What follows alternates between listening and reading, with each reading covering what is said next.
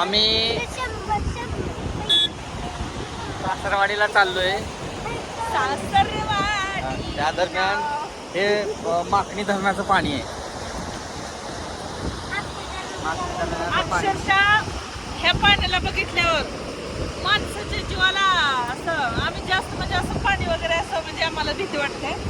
आम्ही काय जास्त नाही पाणी असं म्हणजे धबधबा वगैरे बघितला, पण हे पुलाच्या खाली एवढं वेगात पाणी चालू आहे. मागणी धरणाचं पाणी म्हणजे पूर्ण असं सोडून देतात आणि आमच्या गावाला कॅनेल बांधलेले आहेत, त्याच्यामुळे हीच पाणी आमच्या पूर्ण गावाला फिरून जाते. कसला मस्त पाण्याचा आवाज छान वाटत आले. कसला पाण्याचा आवाज आहे का? पाणी आहे काय? ही जी पूर्ण ही या बाजूची शेती वगैरे या पुलाला पाणी कंटिन्यू, या पुलावरून पाणी हे करत होते.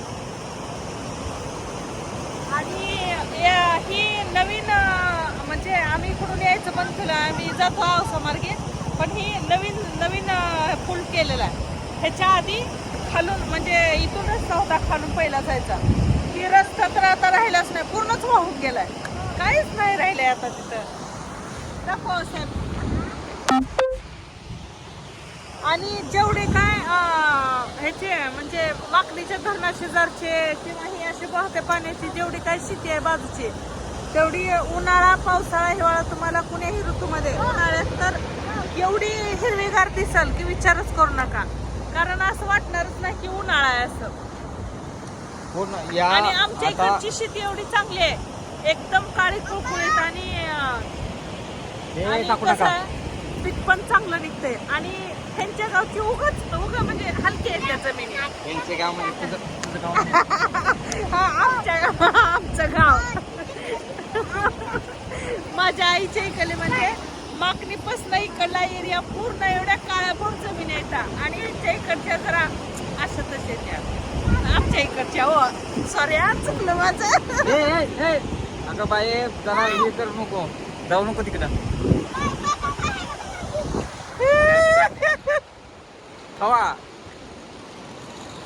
पाखरांचा थवा ऐकायला येतो ना. पाण्याचा आवाज कसला आहे, लय वेगात पाणी आहे, भरपूर वेगात पाणी चालू आहे. बघा पाखरांचा थवा.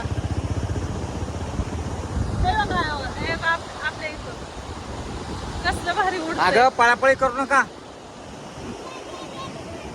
हे बघा पाखरांचा थवा. काय पाण्याला वेग आहे. वाहने येऊ लागते इकडे ये. ओके.